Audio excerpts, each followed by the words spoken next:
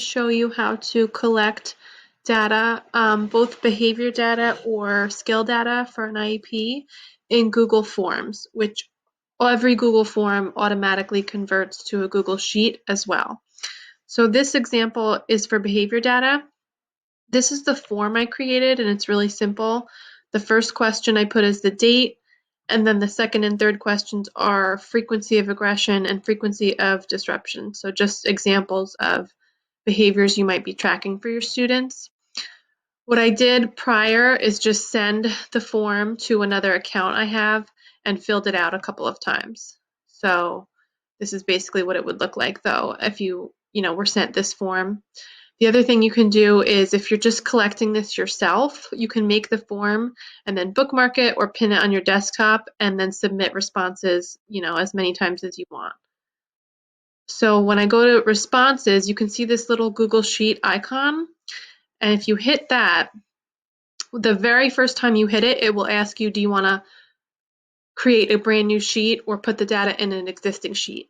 And you'll want to create a brand new sheet and you can title it whatever you want. So in this case, I just did Jim's behavior data. Keep it simple. So then, as you can see, all the responses recorded are already here. Now, what you might want to do is create a graph, and that's really simple to do. So again, I didn't do any work to this. All of the recorded answers just automatically fill in this sheet. And if I want to make a graph, I just highlight everything and then go to Insert, Chart.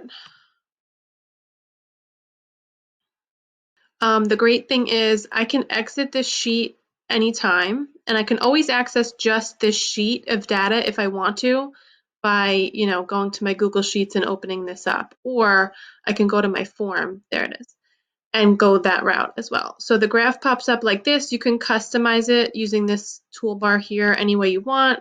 You can title it a different title. You can put the legend on the side. You can make data points, etc. But this is your basic graph. The best part is too, if I close this sheet and then I submit more forms with more data, the graph always stays. So I can close this actual sheet, but then again, if I open the sheet again, the graph is still there.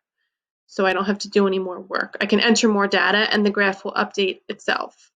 And this is just another example with IEP goal data. So instead of behaviors here, I'm recording, the date and then how well the student did on identifying numbers, letters, etc. I just picked some random goals.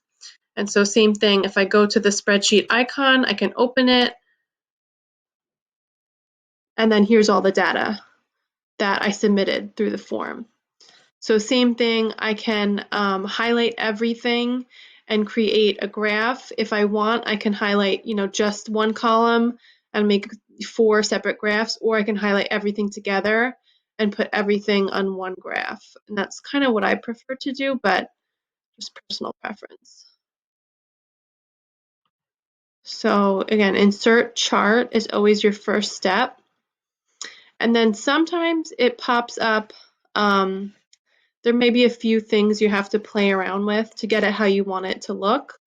But again, I can close this sheet and I can always access it whether through my form by clicking that spreadsheet icon or by just going through my Google Sheets and locating this file. And I can literally close the sheet and not open it for a week, but if I'm submitting data through that form, the very next time I open it, the graph will be there and it will have updated for me. And here is the graph. Oops. And same thing. You could. Oh, I don't even know what I just did. I changed the line. You can always go to the customize option here. If it doesn't automatically pop up, just hit these 3 dots, and that's how you get to edit chart. And you can change a variety of different options here. And that's basically it.